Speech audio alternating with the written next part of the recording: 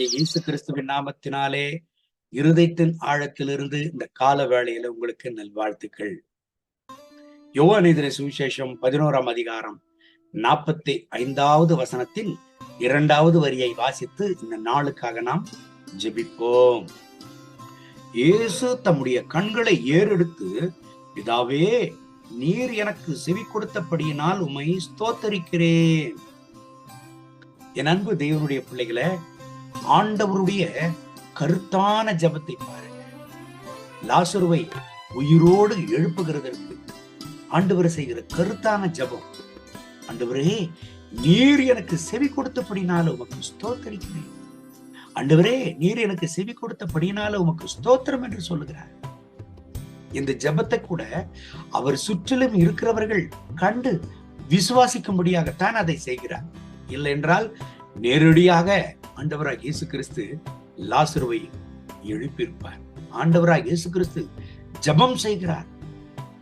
பிதாவே, நீர் எனக்கு செவி கொடுக்கிறபடினால் உம்மை ஸ்தோத்தரிக்கிறேன். ஜபம் என்றால் என்னங்க? ஆண்டவருக்கும் நமக்கும் இருக்கிறதான உறவு. ஆண்டவராக இயேசு கிறிஸ்து இந்த இடத்துல பிதாவுக்கும் அவருக்கும் இருக்கிறதான உறவை காட்டுகிறார். எப்பொழுதுமே நீர் எனக்கு செவி கொடுக்கிறீர் ஆண்டவரே, எப்பொழுதுமே எனக்கு நீர் பதில் கொடுக்கிறீர் ஆண்டவரே என்று பிதாவுக்கும் அவருக்கும் இருக்கிறதான அந்த உறவை வெளிப்படுத்துகிறார். ஜெபம் என்றால் ஆண்டவருக்கும் நமக்கும் இருக்கிறதான உறவு. ஏதோ இருக்கிற சூழ்நிலைகளை சொல்லி சில வார்த்தைகள் பேசுவதல்ல. இதற்கடுத்து நம்ம பார்த்தோம்னா, ஆண்டவராகிய இயேசு கிறிஸ்து இரவெல்லாம் ஜெபித்து பகலெல்லாம் ஊழியம் செய்தார். என் அன்பு தேவனுடைய பிள்ளைகளை, நம்மளுடைய ஜபம் கருத்துள்ள ஜபமாக இருக்கு.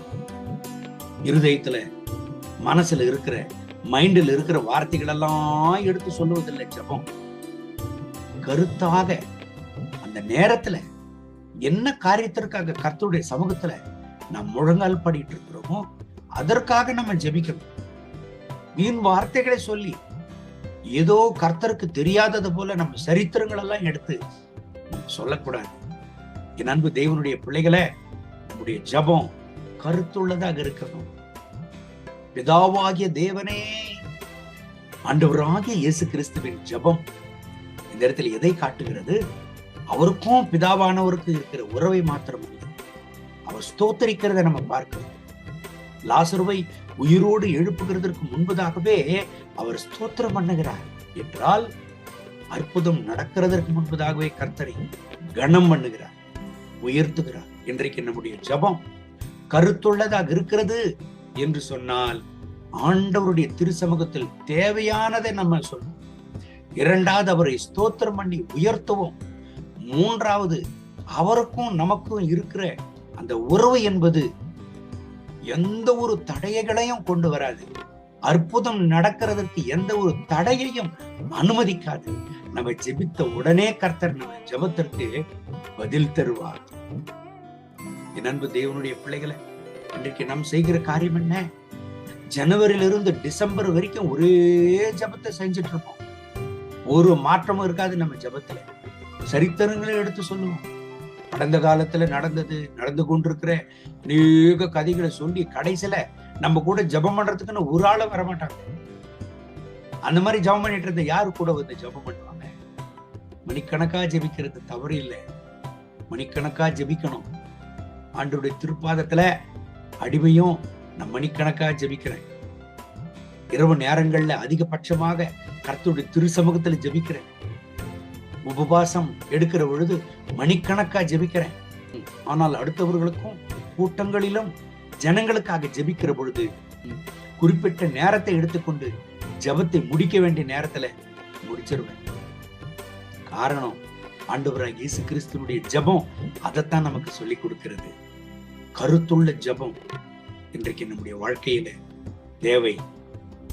ஜெபம் என்பது ஏதோ ஒரு நேரத்துல நம்ம ஜெபிக்கிறது இல்ல, நம்முடைய வாழ்க்கையே ஒரு ஜெபமாக இருக்கணும். என் அன்பு தேவனுடைய பிள்ளைகளை, ஆண்டவருடைய திருச்சமூகத்தில் கருத்தாக ஜெபிப்போம், பதிலை பெற்றுக் கொள்வோம், கர்த்தருக்காக சாட்சியாக நிற்போம். ஆண்டவராகிய இயேசு கிறிஸ்து ஏறெடுத்த இந்த ஜெபத்திற்கு பதில் கிடைத்தது. லாசரு உயிரோடு எழுந்தார். எல்லா ஜனங்களும் ஆச்சரியப்பட்டார்கள். நீங்க ஜெபித்துக் கொண்டிருக்கிறீங்களா? என்ன காரியத்திற்காக ஜெபித்துக் கொண்டிருக்கிறீங்க? கட்டாயம் கர்த்தர் உங்களுக்கு பதில் தருவார். கட்டாயம் உங்களுக்கு ஆண்டவர் உங்கள் ஜெபத்திற்கு உத்தரவை கொடுப்பார். எல்லா ஜனங்களுக்கு முன்பதாக உங்களை சாட்சியாக ஆண்டவர் நிறுத்துவார். கர்த்தர் இந்த வசனங்களின்படி கர்த்தர் உங்களை ஆசீர்வதித்து பலப்படுத்தி உங்க ஜெப வாழ்க்கையை ஆசீர்வதித்து உங்க ஜெபங்களுக்கு பதில் கொடுத்து இந்த நாள் முழுவதும் நடத்துவாராக. கண்களை மூடி ஜெபிப்போமா? அன்பின் ஆண்டவரே, இந்த கால வேளையில என்னோடு கூட சேர்ந்து ஜெபித்துக் கொண்டிருக்கிற என் அன்பு சகோதர சகோதரிகளுக்காக ஜெபிக்கிறேன். இவர்களை ஆசீர்வதிங்க. என் தகப்பனே, இவங்க ஜெப வாழ்க்கை, இவங்க ஆவிக்குரிய வாழ்க்கையை ஆசீர்வதிங்க. அனுதினமும் உம்மிடத்துல இன்னும் நெருங்கிட்டே இருப்பார்களாக. இன்னும் உமக்காக சாட்சியாக நிற்பார்களாக.